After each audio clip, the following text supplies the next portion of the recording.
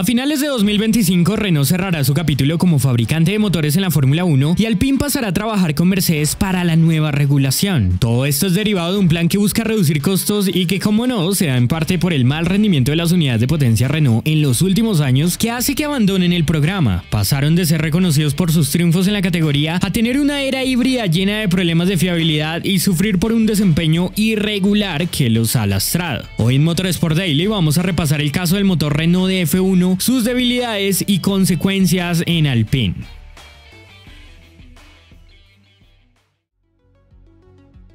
En los últimos videos, hablando de problemas de fiabilidad o de rendimiento en los motores de fabricantes como Ferrari, Honda y Mercedes, hacemos énfasis en la necesidad de mejorar ciertos aspectos para el futuro, más cuando en 2026 cambia el despliegue de energía y aumenta la potencia eléctrica. Pero con Renault el enfoque es distinto porque lo hecho está. Y solo quedan unos meses para que sus motores sean desechados del todo, tras anunciarse a finales de 2024 que la marca decidió cerrar la división que se enfoca en la construcción de unidades de F1. Además, como la mayoría sabrá, el desarrollo de los elementos actuales está congelado desde 2022, por lo que es poco y nada lo que se puede hacer ahora con el Renault. Están simplemente esperando que llegue 2026 y reciban un Mercedes que, según rumores de la prensa europea, pinta como el fabricante mejor posicionado para la nueva normativa. ¿Cómo es que los Renault cayeron tanto con el pasar del tiempo y por qué en teoría su motor es malo? Para aclarar este término de que es malo, es haciendo referencia a que con respecto al estándar el nivel de las otras unidades, el mismo equipo Alpine reconoce que su motor Renault en la actualidad está muy por detrás. Históricamente, la base Gala solía ser de las mejores de la categoría reina y lograron múltiples campeonatos, mientras hoy tienen el peor de los 4 que hay. Para medir qué tan bueno o malo es un motor en la F1, hay que dividir el análisis en dos ramas que al final se terminan uniendo. Hablamos de la fiabilidad y el desempeño puro relativo a la potencia y su entrega. Un motor puede tener mucha potencia, pero si su fiabilidad es pobre, habrá una tendencia que falle o a que el equipo no pueda apretar la unidad al máximo porque les toca evitar que se rompa y por ende el desempeño es malo. Y un motor puede tener muy buena fiabilidad, pero si la potencia es baja con respecto al resto, pues su rendimiento también tiende a ser malo. Con el Renault pasan las dos cosas: su motor no tiene tanta potencia como los demás y la fiabilidad es mala, lo que representa un desempeño reducido y constantes problemas por los que están propensos a los abandonos, pero esto se desglosa técnicamente en más aspectos. Según Flavio Briatore, en una entrevista hace meses con Speedweek, los ingenieros de Alpine calculan que en la actualidad tienen un déficit de 3 décimas con respecto al resto de fabricantes, así que es algo que públicamente se ha reconocido. Es la única referencia entre comillas oficial que tenemos sobre a cuánto estaría Renault de los demás solo por motor, pero hay que destacar que ese tiempo está sujeto a variables por las que en ciertos escenarios puede ser mayor o menor. En esta era de la F1, Alpine se ha caracterizado por llevar paquetes de baja carga aerodinámica para compensar el déficit por el que su velocidad se ve afectada. Y acaba un punto clave que la mayoría sabrá, pero que recalco sobre todo para aquellos que recién se adentran en el tema. Si analizamos los datos de clasificación en Silverstone, en la trampa de velocidad Franco Colapinto registró la tercera marca más alta, solo superado por los Red Bull. Entonces algunos dirán, pero ¿cómo si se dice que el motor es malo? Pues tal cual mencioné, esto es producto de que el equipo galo opta por alerones más delgados que priorizan la reducción de resistencia y permite que la velocidad final en algunos lugares en realidad sea buena, pero entonces es gracias a la aerodinámica, más no al motor.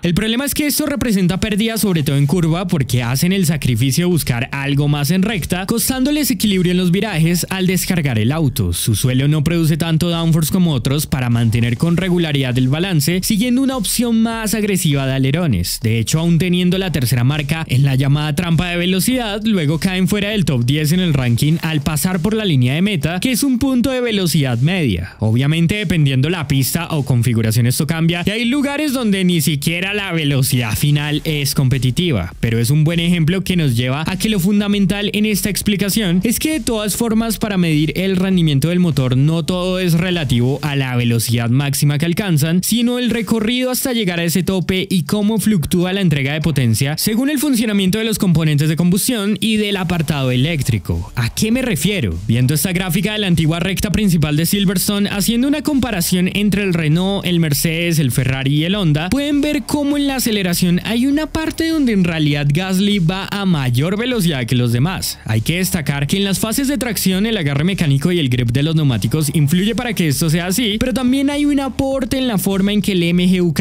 es decir, el motor eléctrico, entrega la potencia combinado con el motor de combustión interna. Sin embargo, a medida que van avanzando en la recta, los demás recortan esa diferencia e incluso antes de llegar a Cobs ya están superando la referencia de velocidad del Alpine. Aun cuando el coche francés iba más descargado de ala, por lo menos que los equipos que llevan motores Ferrari y McLaren, y cuando se supone que su velocidad final no debería ser mala, en el cierre van perdiendo. El Alpine a fondo perdió más de una décima en esta sección con respecto al Red Bull, siendo de los cuatro quien más se dio. Entonces ni con una entre comillas buena tracción logran acercarse a un nivel de eficiencia bueno. De hecho, en Austria la aceleración era la peor de los cuatro y en recta también perderían al final. No hay tanta fluctuación, pero creo que es otro ejemplo para mostrar la diferencia entre los fabricantes, obviando lo que ya dije de la influencia aerodinámica.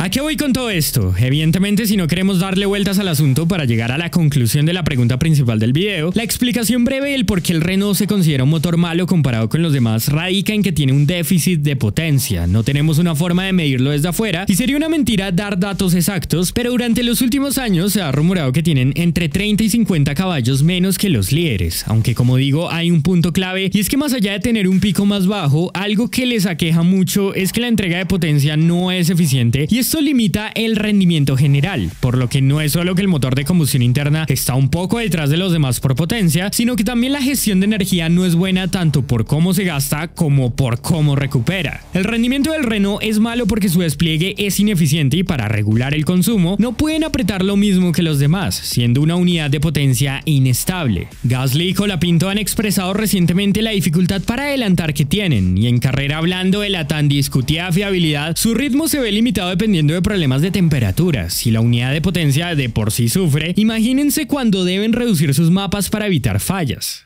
Bueno, pero como tal, ¿por qué hicieron un motor malo cuando solían ser de los mejores hace una década? La explicación es sencilla y tiene que ver con la regulación híbrida. A Renault lo que más le costó desde el inicio es la complejidad de estas unidades que ahora tienen el MGUK, el MGUH, la batería y el ERS. Mientras en el pasado se centraron en desarrollar V8 y V10 puros con un ICE que hacía todo más simple, una vez llegaron los componentes eléctricos, el planteamiento y la falta de conocimiento hizo que la situación se le saliera de control.